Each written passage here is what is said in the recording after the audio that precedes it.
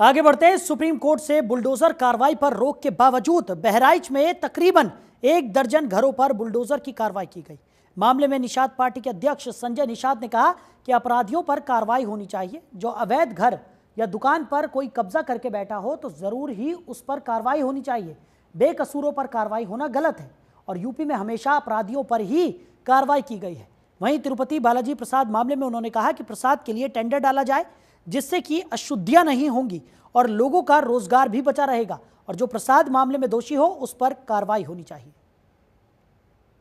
Supreme court से bulldozer पर रोक है, लेकिन फिर भी बुलडोजर चल रहा है। बहराइच में तकरीबन 2 दर्जन से अधिक घरों पर बुलडोजर चला है। हमारे साथ बात में मौजूद संजय निषाद जी। संजय निषाद जी, बहराइच में तकरीबन 2 दर्जन घरों पे बुलडोजर चला है और सुप्रीम कोर्ट में रोक है, क्या कहेंगे?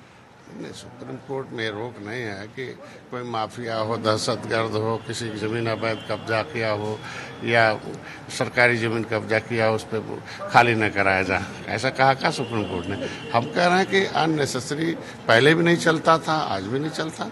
जो हम कह रहे हैं कि पहले था कि कुछ अधिकारी ऐसे थे कि जो बिना सोचे समझे कमज़ोर आदमी गरीबों पर भी चल जाता।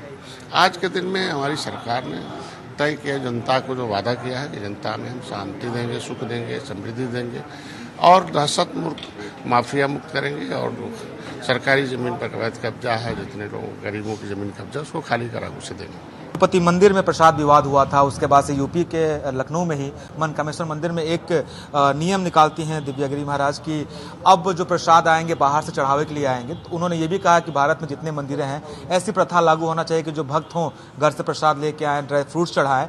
कल शुद्धिकरण भी की गई है तिरुपति मंदिर में। क्या लगता है जो उनकी मांग है वो सही है? यूपी के साथ साथ पूरे देश में जो मंदिरें हैं वहाँ जो श्रद्धालु हैं घर से प्रसाद बना के लाएं?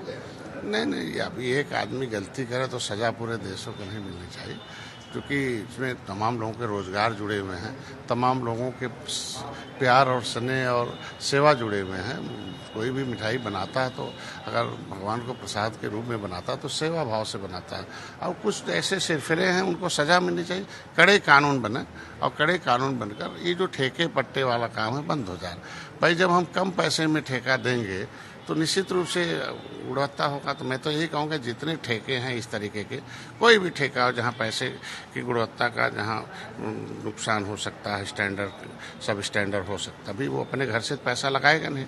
तो ऐसे में कैपिंग सिस्टम होनी चाहिए कि जितना भी उसका DPR और PPR बने उस पर एक लॉटरी सिस्टम हो जाए, जो अनुभवी कंपनी है उसे काम करें और गुणवत्ता में अगर कहीं कमी लाते हैं तो उनको दीवार किया जाए और बड़े कड़े कानून बनने चाहिए और नहीं कि सबके रोजगार बंद हो। बहुत शुक्रिया आपको बातचीत करने के लिए। आपने सुना कि अब चाहे वो मंदिर का मामला हो या फिर तमाम उपचुनाव का मामला हो, संजय निषाद जी ने बताया कि उपचुनाव भी होगा तो भारतीय जनता पार्टी ही जीतेगी।